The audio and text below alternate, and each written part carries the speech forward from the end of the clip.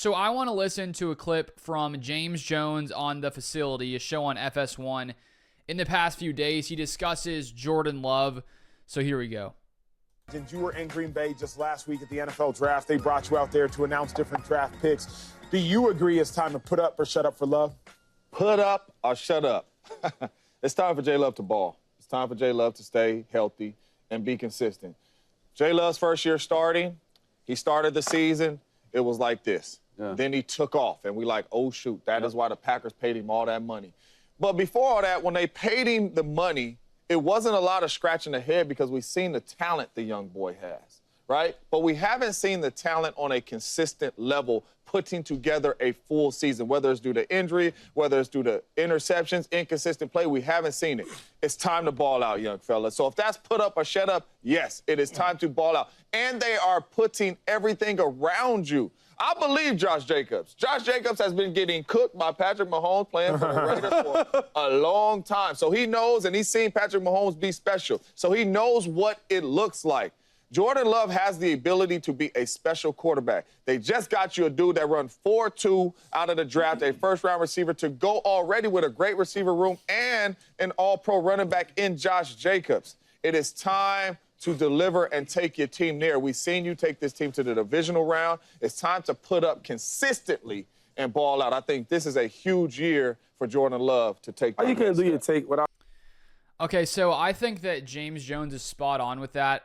I think we've all known and we've seen that Jordan Love, when he's playing his best football, there's not many quarterbacks that are better than him. His issue has been consistency.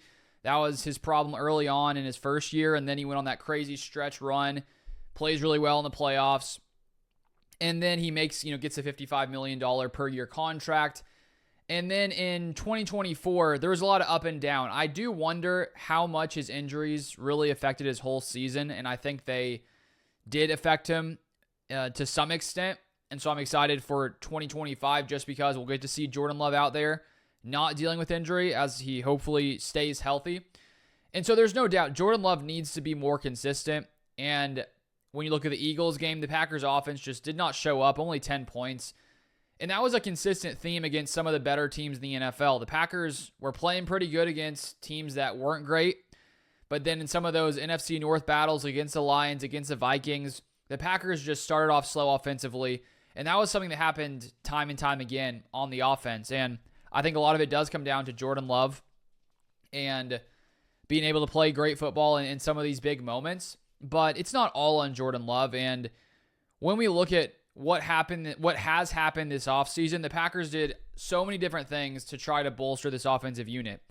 And one thing in particular, when we look at the Eagles game in the wild card round, the Packers allowed 15 pressures, which was the second most all season outside of week 4 versus Minnesota. In that game, Elton Jenkins goes down. They have to bring in, Glover, another other guy as well. And that one to try to, keep Jordan Love upright there. And so Love was facing a ton of pressure in that game, and that happened a few other times in different games. And all in all for the season, the Packers offensive line was pretty solid. They were 10th in pressure percentage allowed, even though Jordan Love was he was sacked the second fewest amount of times in the NFL. I think that's in big part because Jordan Love is one of the best quarterbacks in the league at evading pressure. And so 10th best in pressure percentage allowed, pretty solid, definitely could be better.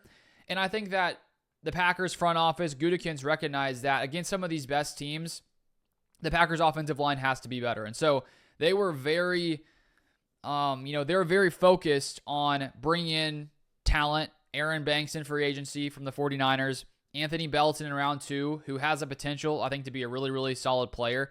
Then you have Jordan Morgan from last year, where if he can come in and be healthy, I still think that he could have a bright future. And so I really like to see the Packers build up around Jordan Love because, yes, Jordan Love needs to be more consistent. He was not good at all in the game against the Eagles in the wild card round. But when you start to put more pieces around guys, they're just naturally going to play better football. And so the offensive line is going to be better with Banks at left guard, Elton Jenkins at center, Sean Ryan or Jordan Morgan at right guard, maybe Anthony Belton.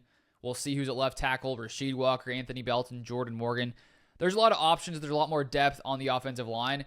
And then also to have Matthew Golden in there, first round receiver in a long time.